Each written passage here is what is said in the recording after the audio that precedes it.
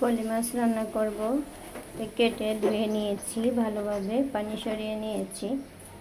এখানে একটা আলু নিয়েছি, বড় বড় করে পিস করে পেঁয়াজ কেটে নিয়েছি। এগুলো আমি তেলে দিয়ে দিব, দিয়ে হালকা একটু ভেজে নিব। পেঁয়াজ আর আলুটা ভাজা হয়ে গেলে তারপর মশলাগুলো দিয়ে দিব।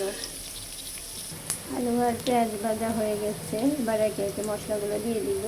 দিয়ে দিলাম 1 চামচ লবণ, 2 চামচ হলুদ গুঁড়ি, 2 চামচ মরিচ গুঁড়ি। হালকা পরিমাণ পানি দিয়ে ভালোভাবে কষিয়ে নেব। ভালোভাবে আলুটা কষানো হয়ে আসলে তারপরে মাছগুলো দিয়ে দিব। দিয়ে দিলাম 1 চামচ পরিমাণ রসুন, দিয়ে ভালোভাবে আলুগুলো একটু সিদ্ধ হয়ে আসলে মাছ দিয়ে দিব, দিয়ে ভালোভাবে কষিয়ে নিব।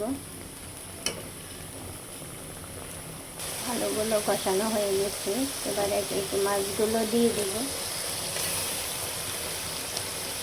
দিয়ে আবার ভালোভাবে একটু কষিয়ে নিব।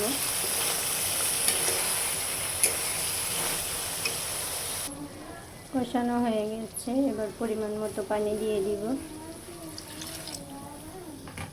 পানি দিয়ে দিলাম, জাল করে একদম পানিগুলো শুকিয়ে নেব।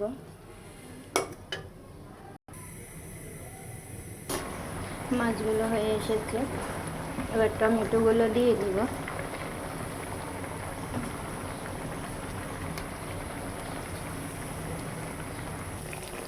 মাছ হয়ে গেছে, এবার নামিয়ে নেব। একটু ঝোল ঝোল রেখেছি, নামিয়ে নিলেই কিন্তু আরও টেনে দেবে। নামিয়ে নিচ্ছি।